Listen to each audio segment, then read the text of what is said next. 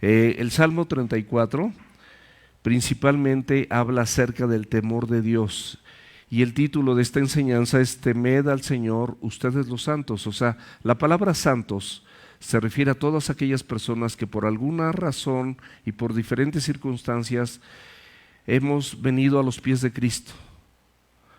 Alguien nos compartió el Evangelio, reconocimos nuestra maldad, reconocimos nuestros pecados y a través de ese reconocimiento de esa maldad y de esos pecados nos arrepentimos y le pedimos a Dios perdón.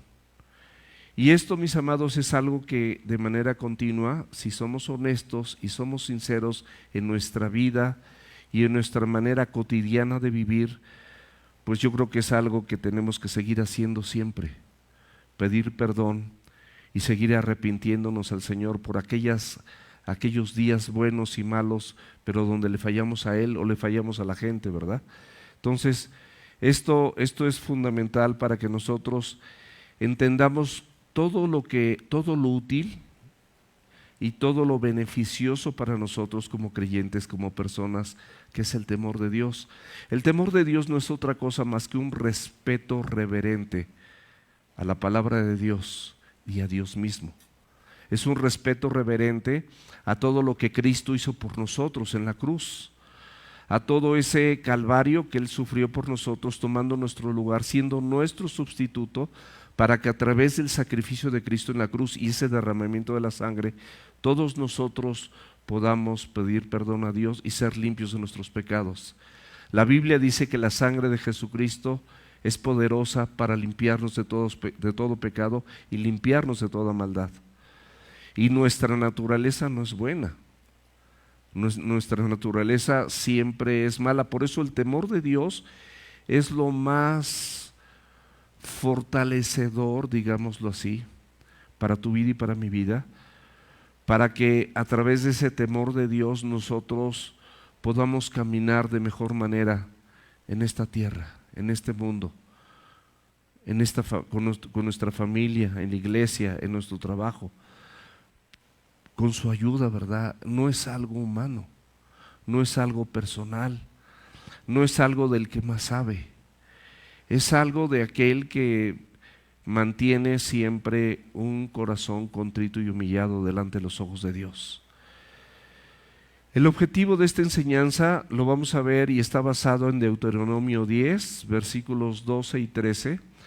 Yo les pido que tomen nota nada más y que posteriormente en casa lo veamos, pero esta parte de la Escritura nos habla de 5 cosas principalmente. La primera, vamos a ver lo que Dios desea. ¿Y qué es lo que Dios desea de acuerdo a esta porción de la Escritura? Que su pueblo le tema. Nosotros por gracia, no por merecimientos propios, somos parte de ese pueblo. Somos un pueblo adquirido por Dios para anunciar las virtudes de aquel que nos llamó de las tinieblas a su luz admirable. Lo primero que Dios desea es que su pueblo le tema, es decir, que aprendamos todos los días de nuestra vida a tener una reverencia y un respeto por la palabra de Dios, todos los días. El segundo punto es que andemos todos nosotros en sus caminos. ¿Y por qué nos dice esto? Porque Jesucristo es el camino, es la verdad y es la vida, y no hay otro camino fuera de Él. Pero podemos tener nuestra naturaleza humana tiene una tendencia natural a desviarnos del camino. Entonces, el Señor Jesucristo quiere que nosotros andemos en su camino. Número 3, que le amemos. ¿Por qué le podemos amar? Porque Él nos amó primero. O sea, todo lo que Cristo ha hecho por ti, todo lo que Cristo ha hecho por mí, eso nos anima a poder amarle. Nos anima a poder reverenciarlo, a reconocer todas aquellas veces que nos equivocamos porque hicimos, actuamos tenemos una conducción contraria a lo que la palabra de Dios dice. Y entonces nosotros podemos reconocerlo y podemos amarle porque Él nos ayudó a ver ese tipo de fallas y seguimos caminando con Él. Y si yo le amo, también le voy a servir con todo mi corazón. es algo que es inherente a nuestra creencia para con Dios, a nuestra creencia con la Escritura. Servirle, servir a Dios, y podemos hacerlo no solamente aquí en la iglesia, sino fuera de la congregación, y podemos servir a Dios con todo nuestro corazón, compartiendo el Evangelio con otros, pasando por alto las fallas de otros, perdonando a otros. Hay muchas formas de servir a Dios, alabándole, de muchas formas que podemos alabarle. Y por último dice, guardando sus mandamientos. Son las cosas que Dios desea, guardar sus mandamientos. El Salmo 119, versículo 11 dice, en mi corazón he guardado tus dichos para no pecar contra ti. Ciertamente nosotros procuremos guardar sus dichos en nuestro corazón y nos va a facilitar, va a ser más amena la vida para no fallarle a Dios. Son 22 versículos, no los voy a leer. Vamos a irnos directamente a lo que viene siendo pues una especie de introducción. Y vemos que este Salmo de David, primeramente, pues es de David, ¿no? El Salmo de David, pues es de David. Es decir, David fue inspirado por el Espíritu Santo de Dios en un momento crucial de su vida, referenciado de acuerdo a 1 Samuel capítulo 21. Y es un salmo que viene siendo acróstico, es decir, es una palabra y cada letra de esa palabra puede ser útil para iniciar un verso. O sea, de una palabra hebrea se toma la primera letra y de esa primera letra se establece un verso. Y luego de la segunda letra el segundo verso, y de esta manera continua se refiere a algo que es acróstico, algo que tomas las letras de una palabra y con eso se establece un verso. Y vemos que en este Salmo 21, perdón, en 1 Samuel capítulo 21, vemos cómo David es alertado por Jonathan, su amigo, hijo del rey Saúl, de que su padre quería matarlo. Y él, evidentemente, de manera apresurada, él decide esconderse y decide huir de David, no porque le tuviera temor, pero él lo reconocía como el ungido de Dios, no quería tener una confrontación con él. Y aunque era el ungido de Dios, Saúl lamentablemente había hecho y deshecho algunas cosas que no eran convenientes delante de Dios, y Dios lo había desechado. Y había ungido a David, de tal manera que Samuel el profeta, cuando iba a ungir a David, él tuvo temor delante de Dios. Dice, si Saúl se entera me va a matar. Y de cualquier manera Dios le dio la instrucción que ungiera a David, y ya una vez ungido David no tomó su lugar como rey. Y Dios de alguna manera tampoco había de manera personal definido establecer reyes en la tierra, porque él se consideraba el rey del pueblo de Dios, del pueblo de Israel. Y finalmente el pueblo, regularmente viendo cómo me puede ir mejor, cómo puedo ser beneficiado, pensando contrariamente a Dios, dijo, oye, las demás naciones tienen reyes, ¿por qué no me das oportunidad? ¿Por qué no nos permites que nosotros tengamos un rey? Y así fue establecido Saúl. Saúl falló, pero gravemente, muchas fallas graves, las contó Ricky hace 8 días, y posteriormente David fue ungido, pero no inmediatamente fue puesto como rey. Entonces, en este momento donde él se entera que él va a ser perseguido y van a querer matarlo, el mismo rey con su ejército, él decide huir y se va a la tierra de los filisteos, que son los propios enemigos de Israel. O sea, él no sabe a dónde ir y dice, bueno, ¿dónde no me va a encontrar? Pues en tierra de los filisteos.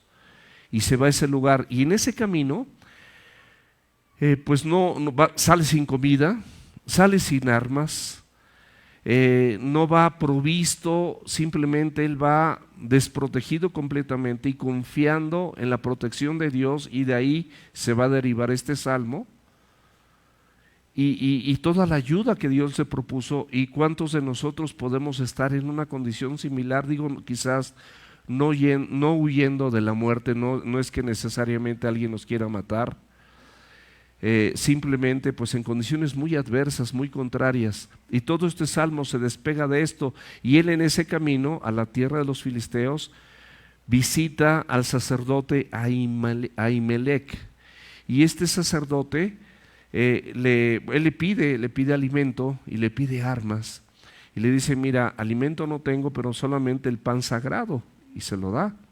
Y armas, pues solamente conservo el arma con la que tú mataste a Goliat, y se la pide y también se la da. Y entonces se va justamente a la tierra de Aquis, rey de Gat, uno de los poblados filisteos, y ahí particularmente pues se desarrolla todo esto. Si vemos un poquito del contexto en 1 Samuel capítulo 21, vemos que David huye apresuradamente a esta tierra, huye de Saúl a la tierra de Aquis, rey de Gat, y ahí en la tierra de Aquis, rey de Gat, hay muchas personas que lo reconocen, porque él había sido famoso. Recordemos que él derrotó a Goliat, que era el paladín, era el mejor guerrero que tenía el pueblo filisteo, y David, siendo un muchacho, lo derrotó con una piedra y con una honda, con pocas herramientas, porque Dios no necesita muchas herramientas. Precisamente dice que lo vil y lo menospreciado y lo que no es, Dios escogió para deshacer lo que es. O sea, Él escogió personas viles como su servidor, como tú, como yo, personas pecaminosas, personas que le hemos fallado a Dios de muchas maneras. Y Dios le place pues alcanzar a gente así. Y de la misma manera Él, con esas herramientas simples como una honda y una piedra, Él derrota a Goliat. Y entonces establecen un canto, y ese canto se hace famoso. Ese canto decía que Saúl hirió a sus 1000, pero David a sus 10,000, y en la arrogancia y en la soberbia del rey Saúl, él no consiente esto. Es algo que por supuesto no le agrada, y entonces, bueno, siente temor estando en tierra de los filisteos, y él decide cambiar su comportamiento. Y en ese comportamiento se le ocurre conducirse como un loco, y empieza a pintar las puertas, y empieza a dejar su boca abierta y su mirada extraviada, y así como una persona demente, como un loco, y empieza a dejar, inclusive dice la Biblia, a dejar escurrir su baba, su saliva sobre su barba, para no ser reconocido. Estos siervos de Aquis, el rey de los filisteos, lo toman y lo llevan justamente con el rey. Pero con esta actitud de demencia, el rey ya no tiene interés. Ellos se lo presentan, dice: oye, este cuate es el que destruyó a nuestro filisteo. No sé si quieras ir, mi amor, a ver qué bebé está mal.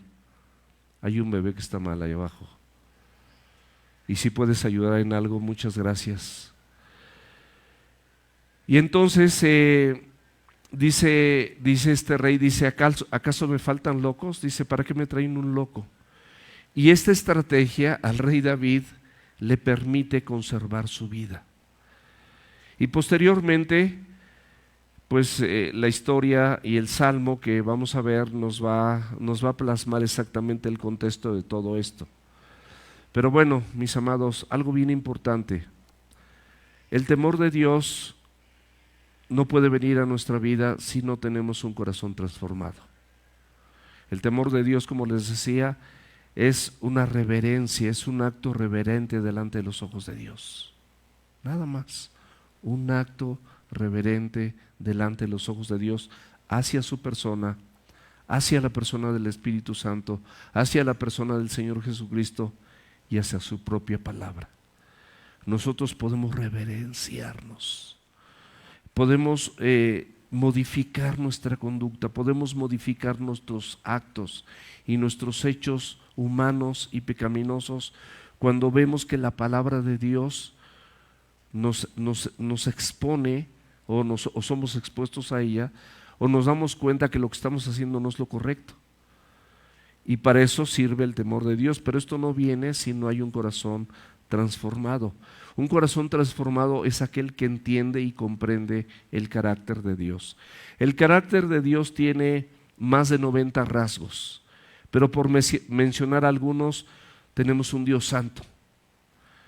Y si tú y yo entendemos que tienes un Dios santo o tenemos un Dios santo, y nosotros no estamos en ese proceso, estamos en ese proceso de santificación, pero actuamos mal, no, nosotros queremos ser santos, queremos conducirnos y entonces podemos cambiar nuestra conducta como personas y como hijos de Dios. Y entender que Él es un Dios santo y que no va a tener comunión cuando nosotros estamos desviados o haciendo otra cosa. Él es un Dios soberano también. Hay una soberanía absoluta. ¿Qué quiere decir? Que Él hace lo que Él quiere. Y nosotros no somos quien para cuestionar a Dios, ni alguno de sus actos, ni alguna de las cosas que permite en nuestras vidas.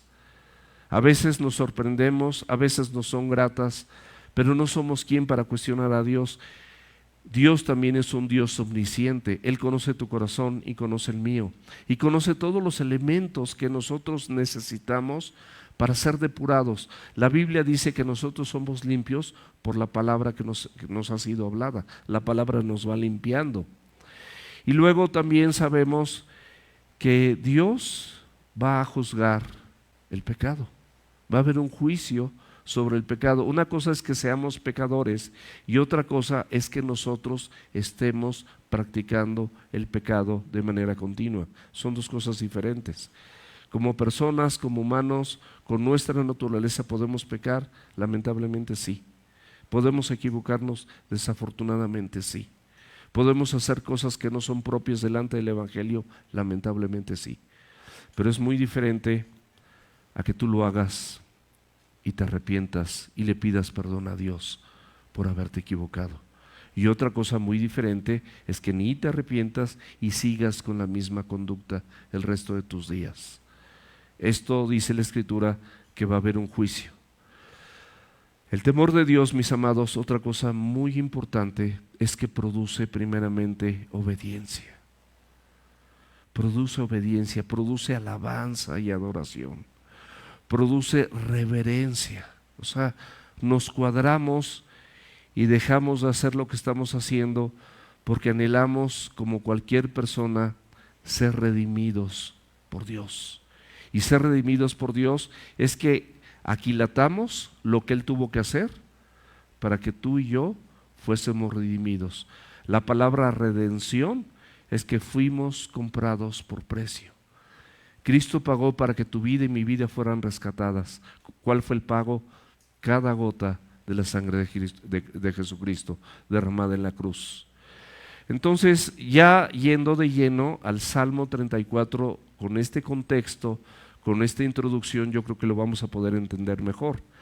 Y este salmo justamente empieza con alabanza, porque parte de lo que produce el temor de Dios es alabanza, es gratitud para con Dios. Y este salmista, igual que nosotros, podemos hacer lo mismo. Bendeciré al Señor en todo tiempo. Su alabanza estará de continuo en mi boca. Qué importante que tú y yo entendamos que podemos alabar y bendecir a Dios en todo tiempo. Hacerlo cuando a nosotros nos va bien es cotidiano y es fácil, pero hacerlo cuando no nos va bien, hacerlo cuando hay momentos de tribulación y de aflicción, hacerlo cuando las cosas de acuerdo a nuestro propio punto de vista no son como queremos, es más difícil. Pero recuerda que es tu punto de vista, porque Dios en su soberanía, a Él no se le va nada de control. Tus cabellos y los míos están contados. Las hojas de cada uno de los árboles también están contadas. Entonces, el propósito de este salmo es que tú y yo aprendamos a alabar a Dios en tiempos buenos, así como en tiempos malos, porque Él es Dios, Él no cambia. Los que cambiamos somos nosotros, los que fallamos somos nosotros. O sea, todos los problemas que nosotros tenemos no se los podemos achacar a Dios. Muchos de ellos son por nuestras malas decisiones, son porque los pensamientos que tenemos son diferentes a los que Él tiene, porque no estamos actuando conforme a la palabra de Dios, y por supuesto siempre que hagamos eso, no nos va a ir bien. Las cosas no van a salir tan bien. Entonces en el verso 2 del Salmo 34 dice: en Jehová se gloriará mi alma, lo oirán los mansos y se alegrarán. Muy importante, mis amados, que en esta alma se ejemplifica o representa todo lo que tiene nuestro intelecto, todos nuestros sentimientos y todo lo que hay en nuestros pensamientos. Eso es lo que encierra el alma de cualquier persona. Y esta alma pues tiene que ver también con las emociones, cómo me siento bien, me siento mal, qué debo de hacer. Pero si nosotros nos centrificamos en lo que la palabra de Dios dice que debemos hacer, cada vez que lo hagamos, sin duda, la palabra de Dios es perfecta y nos va a ir mucho mejor que si hacemos lo que nosotros pensamos. Aunque nos parezca muy bueno, pero si es contrario a la voluntad de Dios, nos dice la Escritura que todo lo que el hombre sembrare, eso también segará. Si tú siembras para tu carne, de tu carne vas a cosechar corrupción. Si siembras para el Espíritu, del Espíritu segarás vida eterna. Entonces, ¿de qué puedo gloriarme? ¿De qué puedo sentirme orgulloso? Dice que en Jehová, en Dios, en el Señor se gloriará mi alma. En 2 Corintios capítulo 10, versículos 17 y 18, dice: mas el que se gloríe, gloríese en el Señor, porque no es aprobado el que se alaba a sí mismo, sino aquel a quien Dios alaba. En Jeremías capítulo 9, versículos 23 y 24, dice: así dice el Señor: no se alabe el sabio en su sabiduría, ni el valiente en su valentía, ni el rico en sus riquezas, mas alábese en esto el que se hubiese de alabar. Número 1, en entender. Cada vez que nosotros tenemos la oportunidad de entender a Dios o entender su palabra, mis amados, es un enorme privilegio, porque tu corazón va a ser más dócil, tu corazón va a ser más sensible, tu corazón va a ser más manso, va a ser más humilde cuando entiendes lo que Dios quiere de ti y lo que Dios quiere de tu vida, y en conocerle. No hay manera que tú y yo podamos conocer a Dios si tenemos desconocimiento de su palabra. El libro de Oseas, capítulo 4, versículo 6, dice de los creyentes, no de los incrédulos, dice de los creyentes: mi pueblo, por eso te digo, son los creyentes, mi pueblo es destruido por falta de conocimiento. Y no es un conocimiento teológico, es un conocimiento del carácter y del pensar y de la voluntad de Dios. Y no hay manera que lo tengamos si no conocemos la Biblia. ¿Cuándo lo vamos a conocer? Pues nunca, hasta que estemos frente a Él. Pero por eso todos los días, de acuerdo a nuestro cerebrito muy pequeño, aunque sí puede haber aquí personas brillantes, no lo dudo, y no quiero ofender a tu intelecto, pero comparado con el intelecto de Dios, con la sabiduría de Dios, con la omnisciencia de Dios, pues nuestro cerebrito es chiquitito, es pequeñito. Entonces en ese cerebrito pequeñito puede haber ideas como las hay en un adolescente, como las hay en un niño, que están completamente contrarias a su seguridad y a la provisión que cualquier padre tiene para ese hijo. Simplemente un niño se le puede hacer fácil. Muchos de nosotros jugamos en la calle. Desafortunadamente hoy en día pocos padres pueden darle permiso a sus hijos de que jueguen en la calle. Hay peligros que no conocemos. Entonces, por eso es importante, como dice aquí esta porción de Jeremías capítulo 9, de entender y conocer a Dios, porque Él es Dios. y Él hace misericordia. O sea, misericordia es, Él nos brinda, Él fabrica misericordia para ti y para mí. ¿Te equivocas? No te da lo que merece. Pero el hecho de que nosotros gocemos de la misericordia de Dios y de su gracia no es una licencia para pecar. No es, bueno, Dios es misericordioso, entonces puedo hacer lo que yo quiera. No, por supuesto que no. Si somos entendidos y lo conocemos, Él hace misericordia, pero también hace juicio. Y también es un Dios justo. Y bueno, pues es todo lo que hace el Señor. En el versículo 3 del Salmo 34, el salmista, es decir, David, dice: engrandecer a Jehová conmigo y exaltemos aún a su nombre. Aquí el rey David, que todavía no estaba postulado como rey, pero en este salmo, él ya pasó tiempo, ya recuerda esta historia como muchas historias difíciles por las que él atravesó, y tú también puedes tener historias difíciles en las que tú has atravesado. Y él, en un acto de reconocimiento y de reverencia ante esas historias, él decide alabarle y engrandecer a Jehová conmigo. O sea, él lo está engrandeciendo y exhorta al pueblo a que haga lo mismo. Exhorta a sus valientes a que hagan lo mismo y exaltemos aún a su nombre.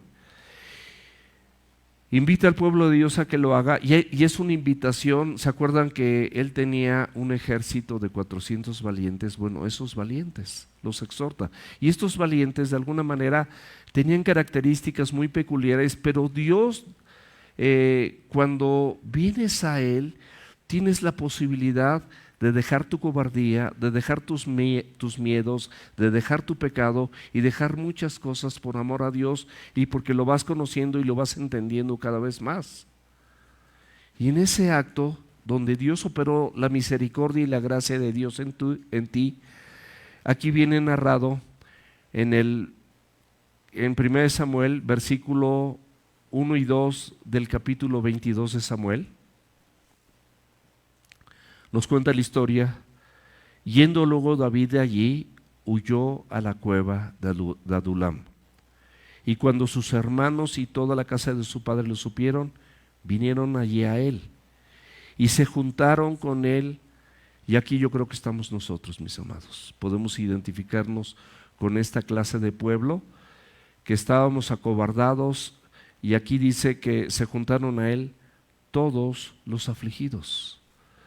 Todos nosotros, sin excepción, podemos tener aflicciones de diferentes magnitudes.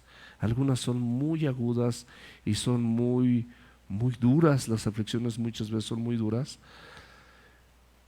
Pero de la misma manera, estas personas que se juntaron con David eran personas que tenían esta característica: eran afligidos. Dice: todo el que estaba endeudado, no que debas dinero, pero todos tenemos una deuda con Dios. Es una deuda impagable. Aunque toda tu vida fuera perfecta y sin pecado, que eso es imposible, solamente Cristo, pero que digamos que fuera una vida moral y espiritualmente de un estándar muy alto, y predicaras el Evangelio todos los días, y le compartieras a tu familia, y le compartieras a la gente que conoces, y compartieras en tu trabajo, y le compartieras a tus vecinos, y fueras de un estupendo testimonio, ni aún así te alcanzaría para salvarte. Porque dice la Biblia en Efesios capítulo 2 versículo 8 y 9 que la salvación es por gracia. Dice: por gracia sois salvos por medio de la fe. Y esto no es de ustedes, sino es un don de Dios, no por obras. O sea, no por tu conducta, no porque tú te lo hayas ganado, no por obras para que nadie se gloríe. Porque cuando nosotros nos gloriamos en nuestra propia conducta, pues eso finalmente sin duda va a acabar en un acto de soberbia, en un acto de un propio, o sea, nos enaltecemos a nosotros mismos, Y eso no está bien, porque nos impide, es un impedimento para seguir caminando con humildad de la mano de Dios. Entonces aquí dice que se juntaron a él todos los afligidos, todo aquel que estaba endeudado como nosotros. Tenemos una deuda impagable con Dios. Nuestra vida sería poco, aparte nuestra vida le pertenece porque Él pagó por ella. Y todos los que se hallaban en amargura de espíritu, es decir, no tenían una conducta espiritual adecuada, pobreza espiritual, quebranto espiritual. Mi condición es de un quebranto, es una bancarrota espiritual la que yo tengo si yo me separo de Cristo. Y se los digo sinceramente.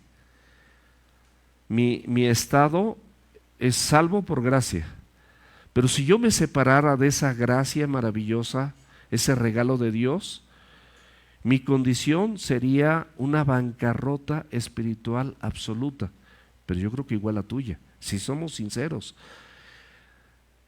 Jesucristo dice: yo soy la vid y ustedes los pámpanos, separados de mí nada podrás hacer. ¿Tú crees que separado de Dios puedes hacer algo mejor que lo que estás haciendo unido a Él? Yo estoy seguro que no. Y no te alcanza la universidad, y no te alcanzan los títulos que tú tengas, y no te alcanzan los logros profesionales, y no te alcanzan los bienes que poseas, el dinero que tengas en el banco. No te alcanzan. Sin Cristo, mis amados, estamos total y absolutamente perdidos. Y dice Dios que de todos estos, David fue hecho jefe de ellos. Y más o menos dice la Escritura que eran como 400 hombres. En el Salmo 34, si volvemos por favor, versículos 4 y 7, dice el salmista algo que también podemos decir nosotros o podemos hacer nosotros. Busqué a Jehová y Él me oyó y me libró de todos mis temores. O sea, buscamos a Dios porque lo necesitamos, no porque si no necesitamos a Dios no tendríamos que buscarlo, pero la exhortación de que buscamos a Dios para lo bueno, para lo malo, para pedir perdón o para pedir alguna dádiva, es porque lo necesitamos.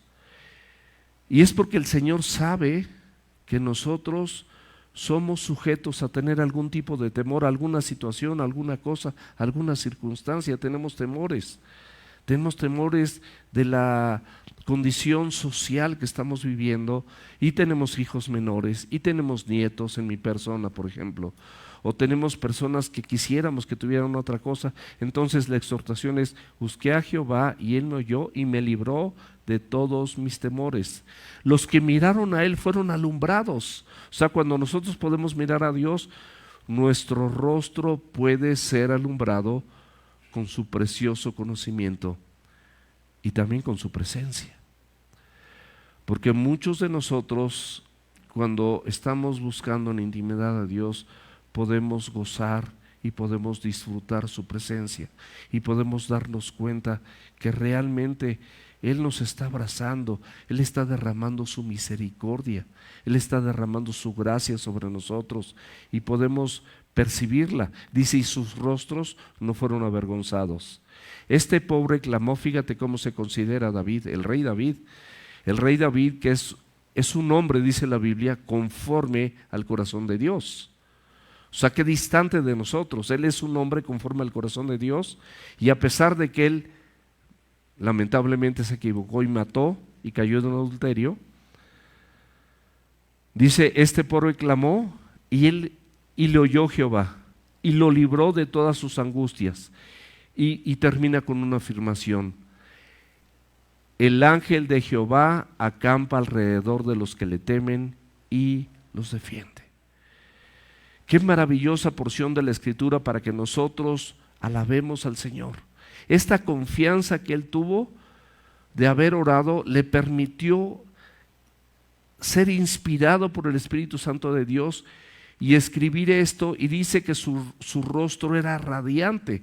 Y no sé si se acuerdan que la palabra de Dios nos narra un acontecimiento en la vida de Moisés, que cuando estuvo en el Sinaí y recibió la ley de Dios, su rostro era radiante, de tal manera que se lo tenía que cubrir, porque el pueblo pues no lo podía ver porque fue tal la intimidad que tuvo con Dios en ese momento Moisés, y su rostro era radiante. Mis amados, Dios puede hermosear nuestro rostro. Cuando estamos enojados, nuestro rostro no es bonito. Si entramos en ira, nuestro rostro se transforma.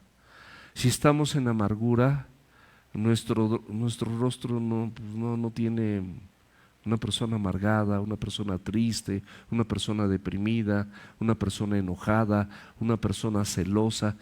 Todo este tipo de situaciones atacan nuestro corazón, atacan nuestros pensamientos, se reflejan en nuestros actos y se desprenden muchas veces a través de nuestras palabras. Pero Él se reconoce en el versículo 6, este pobre clamó, pobre de espíritu. Mateo 5:3, sí, búsquenlo, pero creo que ahí, en Mateo 5 seguro, pero dice, bienaventurado los pobres de espíritu, porque de ellos es el reino de los cielos. Pero esta pobreza, mis amados, significa humildad, significa un corazón contrito y humillado, significa mansedumbre, significa necesidad de Dios, significa fatiga y cansancio propio de los humanos. Pero en Mateo 11, versículos del 28 al 30, el Señor Jesucristo nos hace una invitación y nos dice, venid a mí todos los que están trabajados y cargados, y yo les haré descansar. Llevar mi yugo sobre ustedes y aprendan de mí que soy manso y humilde de corazón, y hallarán descanso para vuestras almas, porque mi yugo es fácil y ligera mi carga. Los sacrificios de Dios, también nos dice el Salmo 51, 17, son el espíritu quebrantado. Esto es un sacrificio, es algo que nos cuesta trabajo. Cuando oiga sacrificio, como veíamos hace rato en el discipulado, los sacrificios en el Antiguo Testamento todos eran muertos. Pero hoy en día tú puedes hacer un sacrificio, y un sacrificio con un cuerpo vivo, y es el espíritu quebrantado. Un espíritu quebrantado es aquel que reconoce sus fallas, es aquel que reconoce que puede equivocarse. Y dice, al corazón contrito y humillado no lo desprecia Dios. Y también esta porción de la Escritura nos dice que el ángel de Jehová está alrededor de los que le temen y los defienden. Esta porción de la Escritura, mis amados, se refiere a una representación de Dios mismo. ¿Se acuerdan cuando Dios le pidió a Abraham que sacrificara a su hijo para probar su fe? Y entonces lo tomó de su mano y fue al lugar, y el mismo hijo Isaac le decía, ¿y dónde está el sacrificio? Y Abraham le dice, Dios proveerá. Pero él estaba confiando en Dios. Y cuando ya estaba listo para el sacrificio, dice la Escritura que el ángel de Jehová dio voces del cielo, ahí en Génesis 22, versículo 11 y 12, lo pueden ver. Y dio voces del cielo y dice, Abraham, Abraham. Y él respondió, heme aquí. Y le dijo, no extiendas tu mano sobre el muchacho, ni le hagas nada, porque yo conozco que temes a Dios. Qué hermoso, mis amados, que Dios en algún momento de nuestra vida, de cada uno de nosotros, Dios pueda verificar que le tememos, que tememos a Dios. Y aquí le dice a él, por cuanto no me rehusaste a tu hijo único. Hay cosas que Dios nos pide y muchas veces nos rehusamos a hacerlas. Pero esta misma situación de manera similar también pasó con Moisés. Cuando él estaba ahí en la zarza, estaba en el monte Sinaí, y la zarza ardía y no se quemaba. Y entonces él quiso aproximarse. Y el Señor le tuvo que hablar, y habló en medio de la zarza. Dice que el ángel de Jehová está en medio de la zarza, pero la Biblia nos dice que Dios habló en medio de la zarza, refiriéndose a este ángel que estaba en medio de la zarza. Y le dijo, detente y quítate el calzado de tus pies, porque el lugar donde estás, tierra santa es. Entonces, podemos ver cómo Este ángel del Señor es la misma manifestación previa de Cristo en el Antiguo Testamento. ¿Y cuál era la función? Acampar alrededor de los que le temen. Esta era la función, protegerlos y defenderlos, porque le tememos a Dios. Pasamos nuevamente al Salmo 34, por favor. Y aquí vemos otra situación que produce el temor de Dios, que es la obediencia. Y aquí en los versículos 8 y 9 dice: gustad y ver que es bueno el Señor, dichoso el hombre que confía en Él. Teman al Señor ustedes sus santos, pues nada falta a los que le temen. Aquí el salmista y la palabra de Dios misma y el Espíritu Santo de Dios mismo, a través de la Escritura, lo que estamos leyendo, nos está invitando a que todos nosotros podamos probar, por poner como ejemplo, orarle a Dios y probar cómo Él responde. Cuando estamos en dificultades, nosotros podemos probar orándole a Dios en esas dificultades, para que podamos comprobar por nosotros mismos que Dios es bueno. No porque yo te lo diga, sino en tu experiencia personal. Porque lo dice la Biblia, porque nos lo está compartiendo David. Que son bendecidos, felices y dichosos todos aquellos que confían en el Señor, sin importar las circunstancias en las que nos encontremos. Que la palabra nos anima a tener un temor reverente, porque eso es lo que continuamente hace la palabra, animarnos a tener un temor reverente, a que honremos a todos aquellos a los que Dios ha tomado y a lo que Dios ha apartado para sí. Él nos llama a que nosotros nos honremos, ¿verdad? Nos llevemos bien, nos amemos los unos a los otros. Y por último, en poner toda nuestra confianza en Dios, porque a los que le temen, nada les va a faltar. ¿Crees eso? ¿Crees que a los que le temen, Él se va a encargar de todo lo demás? Y si esto no fuera suficiente, yo te invito a que abras la Escritura en el capítulo 2 de Romanos, en el versículo 4. Y la Escritura dice así, como una pregunta: ¿o menosprecias las riquezas de su benignidad, paciencia y longanimidad, ignorando que su benignidad te guía al arrepentimiento? Aquí es una reflexión. La palabra de Dios nos dice que si estás menospreciando lo rico que Dios ha sido al ser benigno, lo rico que Dios ha sido. ¿Y qué es ser benigno? Es la gracia de Dios que penetra el corazón del hombre, eliminando toda dureza. Por eso es benigno Dios. Desciende a través de su gracia, quitando toda dureza de mi corazón, para que yo pueda hacer caso a lo que Él tiene en su palabra.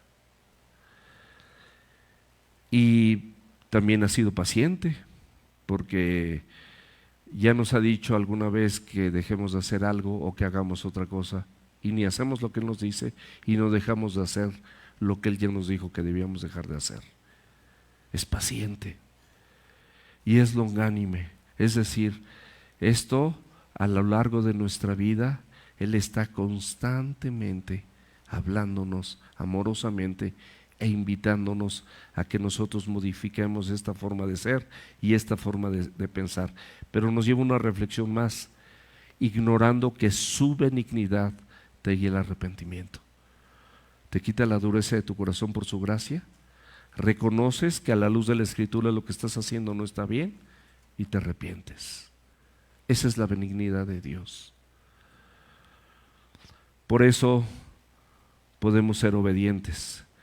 El versículo 10 del Salmo 34 nos pone un ejemplo. Dice que los leoncillos necesitan y tienen hambre. Los leoncillos se refiere no a los bebés de león, sino a esos que todavía son jóvenes, son leones jóvenes que ya saben cazar, pero aún ellos tienen hambre, o sea, tienen necesidad de comer y buscan su alimento. Pero aquí te pone una analogía maravillosa. Pero los que buscan al Señor no tendrán falta de ningún bien. ¿Estamos de acuerdo que es difícil que un león, si nosotros hemos visto documentales de National Geographic o de Discovery Channel o de Animal Planet y todo eso, vemos que siempre hay presas para el león. Y dice que los leoncillos tienen hambre y les cuesta trabajo cazar. Te hace esta comparación, ya saben hacerlo, pero les cuesta trabajo. Pero dice, tú ni te preocupes, los que buscan al Señor no tendrán falta de ningún bien. Qué maravilloso es Dios. Cuántas porciones de la Escritura que nos enseñan de diferentes formas. La provisión divina siempre vendrá de lo alto. Teme al Señor, temamos al Señor. Quizás te falten cosas que tú deseas. Eso sí, no voy a decirlo, te falten cosas que probablemente. Hay cosas que yo deseo y no las tengo. Pero todo lo necesario, te aseguro que lo tienes. Mi amor, ¿me regalas mi agüita? De favor, se me olvidó, perdón. Mateo 6:26. Mirad las aves de los cielos que no siembran ni ciegan, ni recogen en graneros, y vuestro Padre Celestial las alimentan. ¿No vales mucho más que esas aves? Gracias. Ahora sí, mi amor, en el cunero, aquí con la agüita, te he estado dando lata, perdón. Y ahí en el mismo Mateo 6, versículos 28 y 29, dice, y por el vestido, ¿por qué te afanas? Considera los lirios del campo, cómo crecen, no trabajan ni hilan, pero les digo que ni aun Salomón con toda su gloria se vistió como uno de ellos. Ayer tuve que ir a un lugar en el campo y de verdad era impresionante el colorido que Dios había puesto en ese campo, así pero metros y metros, unas superficies impresionantes de puras flores amarillas, otras de violetas, otras partes de rosas, y bueno, de verdad precioso. Ni aun Salomón, con toda su gloria, con toda su riqueza, con toda su sabiduría, se vistió como una de estas partes del campo, solitas, sin que tú y yo hiciéramos nada. Así las vistió el Señor. ¿No seremos superiores a esas porciones del campo? Aunque sea una hectárea, aunque sean varias hectáreas.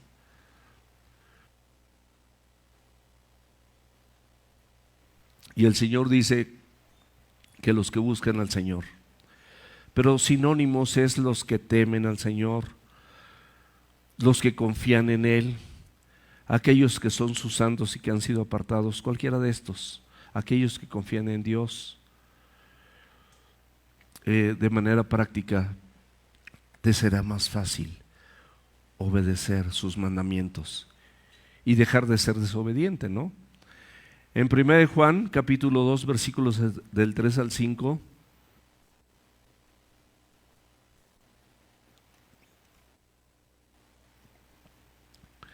dice, en esto sabemos nosotros que le conocemos, si guardamos sus mandamientos. El que dice yo le conozco y no guarda sus mandamientos, el tal es mentiroso. Es decir, el que está practicando el mal de manera continua. Y la verdad no está en él. Pero el que guarda su palabra, en este verdaderamente el amor de Dios se ha perfeccionado. Por esto sabemos que estamos en él. Versículo 11. Otra invitación de parte del salmista: venid hijos y oídme, el temor de Jehová les enseñaré.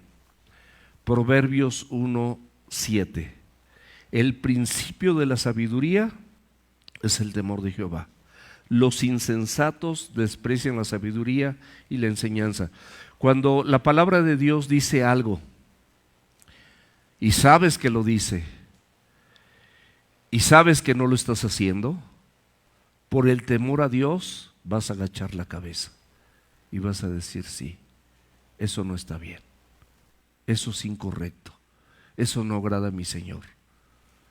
No va a surgir la soberbia, no van a surgir las justificaciones, simplemente vas a agachar la cabeza. En Proverbios 2, los primeros 10 versículos, así rápidamente, dicen varias cosas. Si recibieres mis palabras, mis mandamientos guardares dentro de ti, si estuviera atento tu oído a la sabiduría y el corazón a la prudencia, y clamares a la prudencia, y eso mismo expresare tu voz. El capítulo 5 dice, el versículo 5 dice, entonces entenderás el temor de Jehová. Pero haciendo estas cosas. Y entonces hallarás también el conocimiento de Dios, y vas a saber, como dice el versículo 7, que Él va a proveer de sana sabiduría a los rectos y escudo a los que caminan rectamente. Y Él guarda las veredas del juicio y persevera el camino de sus santos. Entenderás justicia, juicio y equidad y todo buen camino. La sabiduría, esta sabiduría entrará en tu corazón. Son consecuencias, mis amados. La ciencia o el conocimiento fue grata para tu alma. O sea, el conocer a Dios, el conocer su palabra, el ponerla por obra de verdad, es lo mejor que nos puede pasar. Cuando no lo hacemos es por nuestra naturaleza, pero no estamos bien. O sea, ni tampoco es grato. Porque qué cosas de las que a Dios no le gusta que hagamos, como celos, las iras, las contiendas, las disensiones, las herejías, las maledicencias, los hurtos, los robos, el adulterio, todo esto no trae paz. La fornicación, todo esto no es benévolo para nosotros. Versículos 12 y 14. ¿Quién es el hombre que desea vida? Que desea muchos días para ver el bien. Guarda tu lengua del mal y tus labios de hablar engaño. Apártate del mal y haz el bien, busca la paz y síguela. O sea, todos nosotros sin duda alguna queremos, esto de larga vida o larguras de días se refiere a días intensos en la presencia de Dios que todos nosotros queremos. Imagínate qué hermoso, qué padre sería que todos nosotros tuviéramos días intensos en la presencia de Dios y que las circunstancias o las condiciones de vida o lo que hacen otras personas o lo que pasa en el gobierno o lo que pasa en las calles o la inseguridad o tu falta de las cosas que deseas, pues aunque todo eso lo tuvieras o no lo tuvieras, finalmente la largura de vidas se refiere a días intensos en la presencia de Dios. Entonces, yo creo que todo ese tipo de cosas pasarían en un segundo término. No serían tan primarias, pero les damos mucha importancia. Y Santiago nos habla de la lengua, que es un fuego, un mundo de maldad. La lengua está puesta entre nuestros miembros y contamina todo el cuerpo e inflama la rueda de la creación, y ella misma puede ser inflamada por el mismo infierno. Y en el Salmo 15 del 1 al 3 dice Jehová, es una pregunta a Jehová, ¿quién habitará en tu tabernáculo? ¿Quién morará en tu monte santo? El que anda en integridad y hace justicia y habla verdad en su corazón, el que no calumnia con su lengua ni hace mal al prójimo. Mis amados, la paz con Dios no viene por tus obras, viene porque fue implementada la justicia de Dios en tu vida y en mi vida. No nos cansemos de hacer el bien, porque a su tiempo segaremos si no nos damos por vencidos. Gálatas 6:9. Siguiendo con el Salmo, ya vamos a terminar, faltan unos cuantos versículos. Salmo 34, versículos 15 y 16. Dice, los ojos de Jehová están sobre los justos y atentos sus oídos al clamor de ellos. La ira de Jehová contra los que hacen mal, para cortar de la tierra la memoria de ellos. Dios escucha, mis amados, tu clamor y mi clamor. Y en contraste con aquellos que hacen el mal, donde dice que la ira de Dios estará sobre ellos. En los versículos 17 al 19, dice, claman los justos al Señor y el Señor oye. y los libra de todas sus angustias. Cercano está Jehová a los quebrantados de corazón y salva a los contritos de espíritu. Muchos son las aflicciones del justo, pero de todas ellas los librará Dios. Romanos 5:1 dice, mis amados, justificados pues por la fe, no por tus obras, justificados pues por la fe, cuando somos justificados gratuitamente porque creímos en Él y creímos y confiamos en su palabra, tenemos paz para con Dios por medio de nuestro Señor Jesucristo. A través de eso, mis amados, venimos al arrepentimiento, porque el corazón quebrantado y el ser contritos de espíritu, reconocer esa condición de bancarrota espiritual y mi necesidad de Dios, definitivamente cuando fallas te va a doler, porque no querías hacerlo, pero fallaste. No querías, pero fallaste y te duele. Salmo 147:3, Él sana a los quebrantados de corazón y venda sus heridas. Mateo 5:3, bienaventurados los pobres de espíritu, porque de ellos es el reino de los cielos.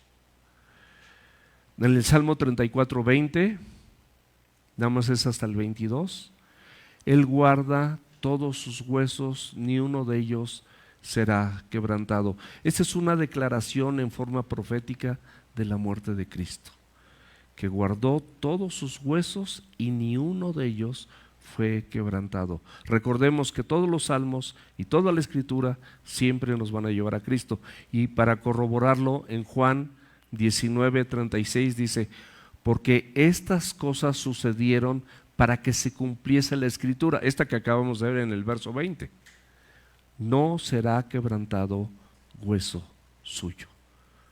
Es una declaración profética manifestada en la vida de David, para que nosotros también la entendamos y estemos conscientes que la escritura, la creas o no la creas, la vivas o no la vivas, siempre se va a cumplir. Y terminamos con esto. Salmo 34, 21 y 22. Matará al malo la maldad, y a los que aborrecen al justo serán condenados. Dos principios que van a acontecer, te gusta o no te gusta. El malo va a ser matado por su misma maldad, va a ser muerto, va a morir en sus maldades y en su mal. Y esto lo vemos a través de la historia y lo vemos a través de las noticias, y vemos cuántas personas que estuvieron inclusive en un puesto de servicio, desafortunadamente acaban en la cárcel y en la ruina también. Cuántas personas que estuvieron en la fama, que tuvieron riquezas, que tuvieron poder, que tuvieron muchas cosas, acaban hasta suicidándose. Cuántos deportistas de alto rendimiento, futbolistas y jugadores y boxeadores, hicieron lo malo toda su vida y esa misma maldad los destruyó. Este es un principio, pero aquí está otro principio. Y los que aborrecen al justo serán condenados.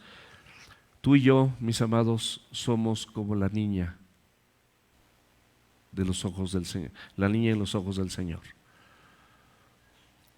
Dice la Escritura que Él se va a hacer cargo de los que aborrecen a los justos, y el Señor redime el alma de sus siervos. O sea, tú y yo podemos servirles, tú y yo podemos estar aquí, tú y yo podemos discipularnos, tú y yo podemos constantemente estarnos exponiendo en casa a la palabra de Dios, a los dichos de su boca. Podemos estar en una célula, podemos estar recibiendo todo esto, y esto es una bendición, porque Él, dice la Escritura, redime a sus siervos. Fuiste comprado por precio y no serás condenados los que en Él confían. No va a haber condenación. Dice la Biblia que ninguna condenación hay para los que están en Cristo Jesús. Y esta gente mala, pues sin duda la palabra de Dios y la persona de Jesucristo es conocida por todo el mundo, pero la Biblia nos tiene una forma exacta de lo que es la condenación. En Juan 3:19 nos explica Dios amorosamente, dice, y esta es la condenación, o sea, es esta, no hay otra. Jesús dice que Él no vino a condenar al mundo, ¿estamos de acuerdo? Sino vino para que el mundo fuese salvo o fuésemos salvos por Él. Él no vino a condenar, Él vino a salvar, Él vino a redimir, Él vino a tomar nuestro lugar, Él vino a perdonar nuestros pecados y Él no vino a condenar. Pero esta es la condenación, que la luz vino al mundo, es decir, Jesús y su palabra. Jesús dice: yo soy la luz del mundo. Dice la Biblia también que esto es la luz para nosotros.